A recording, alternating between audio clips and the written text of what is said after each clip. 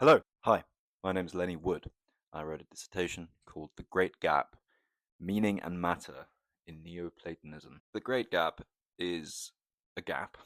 The Great Gap is the gap between perception and experience, or appearance and reality, between the observer and what is observed, or the knower and what is known. The philosopher Democritus talks about this concept of flux, of things changing and us experiencing that. That really is the core of an experience by positing kind of his concept of atoms and void, that the universe is made out of indivisible bodies.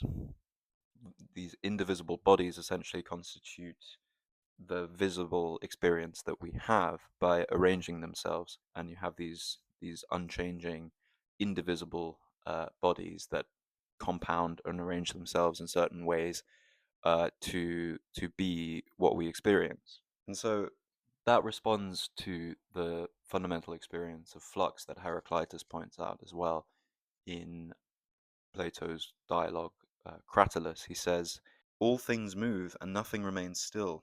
And he likens the universe to the current of a river, saying that you cannot step twice into the same stream. Things change, basically, and we experience that. In contrast to how Democritus responds to that reality of our experience. For Plato, the world can be known through knowledge of these forms, through the contemplation of the unchanging form of beauty, of love, uh, of the form of the ideal. Plato believes in this is again oversimplified, but the existence of two worlds for our purposes: the world of the forms and the world of matter. So, in the relationship between form and matter, we are able to perceive things. We are able to perceive what is uh, by seeing the instantiation of a form within matter. So, to clarify that, a chair, for example, has shares within the form of an ideal chair. The chairness of the chair is within, not within the atoms of the chair. It's not within the wood of the chair. It's not even within kind of its branding or its naming, its label. It is the instantiation of the form world in the material world. It shares within the form of the chair as such, the archetypal chair, the perfect chair. It's a very kind of, you could say, kind of a little spiritual, very mystical, woo woo kind of way of thinking about how the material world presents itself to us. But that's in very stark contrast to this great gap that Democritus suggests exists, because ultimately, atomic reality is not accessible to us. This world of atoms that are indivisible and aggregate to constitute our experience, you know, we can't access atomic reality, so to speak. So ultimately, in Against the Mathematicians, Democritus is said to have believed that to know what kind of thing each thing is in reality is impossible, since we only have access to the aggregation of atoms. Yeah, so therefore, he says, and this is striking. I really want to emphasize this quote. Man must know that he is removed from reality. So Democritus is left with an author called Charles Taylor that uses this quote. I think it's fantastic. A cognitive gulf between appearances and reality. So to summarize, Plato believes that stable identity and flux can be explained through the participation of the subject, of the individual, the perceiver, in reality, through the interaction between forms and matter.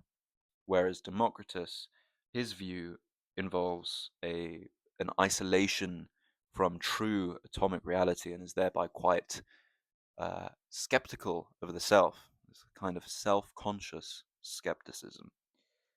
So my view is, at least, that this idea of the Great Gap is questionable and difficult. It has a lot of difficult aspects, and the alternatives are very interesting and really beautiful. Later on, Descartes, Kant, and Hegel try to resolve this skepticism in many ways by attempting to bridge, or in Hegel's case, eliminate this kind of great gap of human subjectivity and the external world on their philosophical systems. But ultimately, if you are positing a reality outside of yourself, saying it's so outside of yourself that you can't say anything about it, that you have no access to it, you are building a philosophical system about something which you cannot philosophize about, because you cannot build a system around it, essentially because you can't say anything about it. There is nothing you could possibly say, because all you can say is that you can say nothing, right? And so therefore you're stuck in this cycle of, I can't say anything about this. I've said I can't say anything about this, but I therefore can't say that I can't say anything about this. And so you're left with this never-ending cycle of self-conscious skepticism. And my argument is that this is what the great gap of subjectivity is. And that I think Plato offers a really interesting response to that, which involves the participation of subjectivity, of the human being, of human perception within experience. Um, but ultimately, the fact that we perceive, that we have senses, is a necessary but not unproblematic aspect of our being that does need to be integrated into any kind of picture of the world.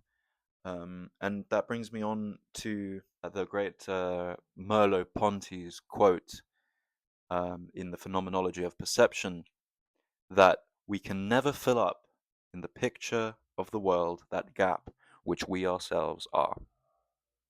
Wow. Boom. Goes hard. Because the body uh, cannot be the subject of perception. It can't even be what we study in order to understand perception, because what we study, being itself, is necessarily to do with our perception. He goes as far as saying what prevents the body, what prevents it from being an object, is that it is that by which there are objects. So again, yeah, we can never fill up in the picture of the world that gap which we ourselves are. That is the great gap. And I think that's really interesting, so I'm going to talk about it.